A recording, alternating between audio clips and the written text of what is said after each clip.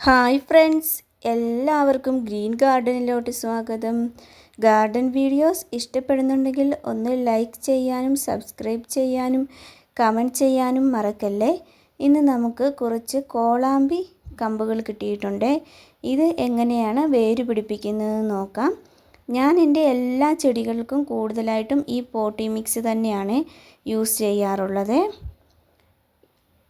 അതിന് ഞാൻ എടുത്തിരിക്കുന്ന പോട്ടി മിക്സ് മണ്ണും ചാണകപ്പൊടിയും നമ്മുടെ എഗ് ഷെല്ല് പൊടിച്ചതുമാണ്.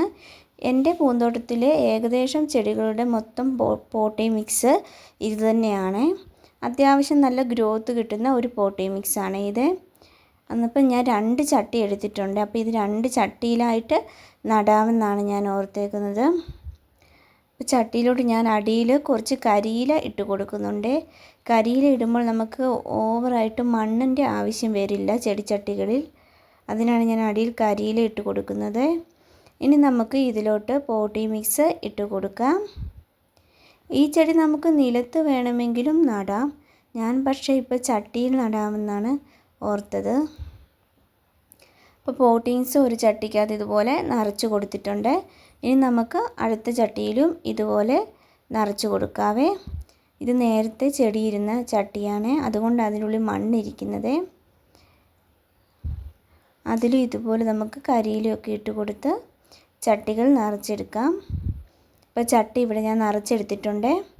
ഇനി നമുക്ക് നമ്മുടെ കോളാമ്പി ചെടിയുടെ കമ്പിൽ നിറച്ച് ഇലകളുണ്ട്. ഈ ഇലകളെല്ലാം നമുക്കൊന്ന് വെട്ടിക്കളഞ്ഞ് കമ്പ് മാത്രമാക്കി എടുക്കാം.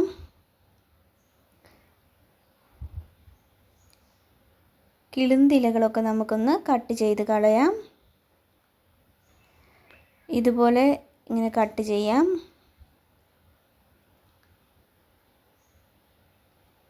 നല്ല നിറച്ച് മഞ്ഞ പൂക്കളുണ്ടാക്കി നിൽക്കുന്ന കാണാൻ നല്ല ഭംഗിയുള്ള ഒരു ചെടിയാണ് കോളാമ്പി ചെടി. വലിയ കെയറിങ്ങിൻ്റെ ഒന്നും ആവശ്യം ഈ ചെടിക്കില്ലേ.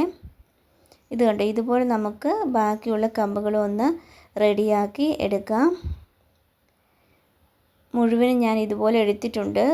കുറേ ഇലയും മുട്ടുകളൊക്കെ ഞാൻ അതിൽ നിന്ന് കട്ട് ചെയ്ത് കളഞ്ഞ് ഇനി നമുക്ക് നമ്മുടെ ചട്ടിയിലോട്ട് ഇതിനെ നട്ടു കൊടുക്കാം.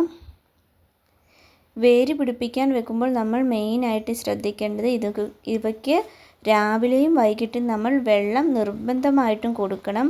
അത് അല്ലെങ്കിൽ അതിൻ്റെ കമ്പ് ഉണങ്ങിപ്പോകുമേ.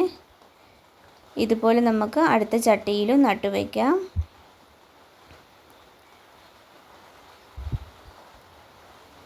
ഇതിനെ നമുക്ക് ഇനിയും കുറച്ച് വെള്ളം ഒഴിച്ചു കൊടുക്കണം. കിളുന്ത് തണ്ട് ഞാൻ കുത്തി വെച്ചതേ ഉള്ളൂ. അത് കിളുക്കുമോ എന്നറിയില്ല. മൂത്ത കമ്പാണ് കൂടുതലായിട്ടും കിളുത്ത് വരുന്നത്.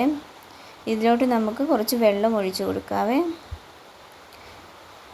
നിങ്ങൾ ഇതുപോലെയാണോ പോട്ടി മിക്സ് എടുക്കാറുള്ളതെന്നൊക്കെ കമൻറ്റ് ചെയ്യണേ. ഈ പോട്ടി മിക്സ് വളരെ നല്ലതാണ് ചെടികൾക്ക്. ഇത് നമുക്കിനി ഷെയ്ഡിലോട്ട് മാറ്റി വെക്കാം. ഇതിൻ്റെ വേര് പിടിച്ചോന്നൊക്കെ ഇനി നമുക്ക് വരുന്ന വീഡിയോയുമായി കണ്ടുമുട്ടാം.